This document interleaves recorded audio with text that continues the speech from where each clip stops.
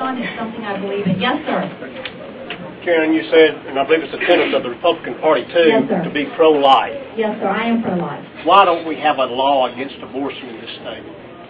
You know, I'll tell you something. I'm not a legislator, but I will tell you my personal story because I think it's important that everyone You're going to have to get that to states' rights. You're not getting into sovereignty question. He's actually right again. You're correct. But let me just tell you about my personal thing. We did not have children, couldn't. I have a brother that is, he was born mentally retarded. Too much government. And I have a sister that died very young at 38. And I am pro-life from inception until natural death. It is something that is core to my belief, and most people that know me understand that it's really from suffering and from my faith that I've come to those conclusions. Well, I understand the point about the sovereignty. Yes. One state has already done, I think it was South Dakota. You know, it's interesting. I received yesterday an interesting blurb from the Oklahoma State Party chairman, and I'm looking into that right now. But it's something that. And that my point about that is, yes, if we're really supporting the Republican tenets, then why hasn't that bill been introduced? Well, let me tell you. And if we don't need sovereignty for that, we're already sovereign. Yes, sir. We're not supporting anything Republican. That's my point. Thank you. Yes, ma'am. I think a lot of the Tea Party, I'll give you a prime example. You were mentioning Bill Bowers back here at Pickens County GOP. I attended a Pickens County GOP meeting, and maybe right before the election, Lindsey Graham. Kristen McGuire and Phil Bowers both publicly welcomed open-armed Lindsey Graham. I sat there and I thought to myself, am I the only one out of 100 people? We ought to be running Lindsey Graham out on a rail. Not.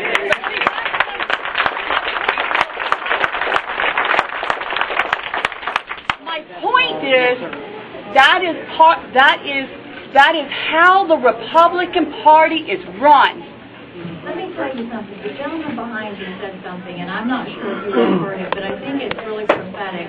He said, if we really do believe in this idea of organic, which means we come from the grassroots up, you don't want to empower any person, body, bureaucracy, entity to vet candidates, because then what you're doing is you're empowering your group up here to make decisions rather than use the electorate. Sir, do you remember what you said? It was really dead on. Will you say it again?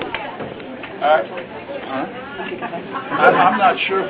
You basically said this. You basically said that's what elections are for, and that's what your aversion to the Republican Party is. Yeah, we're in control. We're going to control who gets up there. That's right. No party's going to do it. That's right. And so it's fine enough. I'm going to take one more question, and then we can do this offline, just one-on-one. I want to end by this, though, if I can. One thing that I want to point out, and I think really is the base of this. That's all right. I can speak back here. That I think is at the base of this is that it's like a husband that just informed his wife that he had an affair and said, "But now let's go out to dinner, and everything's going to be okay," and expect it to be okay. The majority of us in this room have voted Republican for years. The majority of us are registered Republicans. We're like that wife. We feel like we have been completely and totally betrayed by the Republican Party. And Karen, the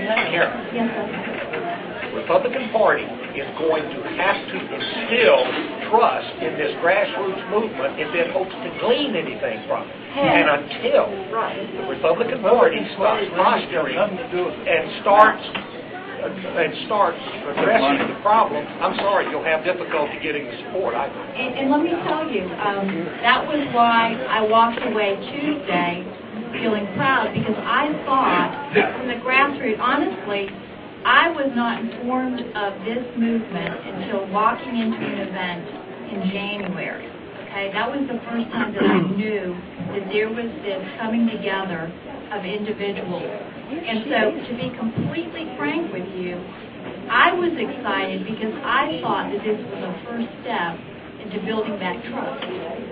I really did. I would not have lauded Harry and I didn't even know that you were engaged in this, but I would not have, I called him out by name on national TV and said This is great because we have come together on common ground for precisely that. I thought this was the first step, and my hope and prayer, I think as patriots, I will tell you, my door is next to my heart, and I am opening my door, whether as a person or as the chairman of the GOP or whether just a person as a patriot like you, I'm opening my door towards ground, and I frankly think that it was a first step, and let me be abundantly clear, though, because I don't want to have anyone misunderstand me. Really clear. This is not about the Tea Party and the South Carolina Republican Party joining. That's not about this. Let me be, because that's how I got misunderstood last time. I'm not proposing that. I am saying it's about building trust back, and that's why I was happy. No, it's not. It's not about building trust with the GOP. It's about taking the GOP over. Well, that's what... We are here to control the GOP because we could start another party, but that's ridiculous. It'll never work. We might as well use the one that exists for the registration purposes and all that. It's already set up. The bums that are in there now got to go, and our people got to go in. We're not building trust with none of those people. Those days are gone. They look up to us. We no longer look up to them. They will look up to us. I'm going to pass the mic over to Harry. This is what I would say. I have an open door. The Republican Party has open arms. And we are there. We're going to tear that door down. Thank you. We are too. We're the Republican Party.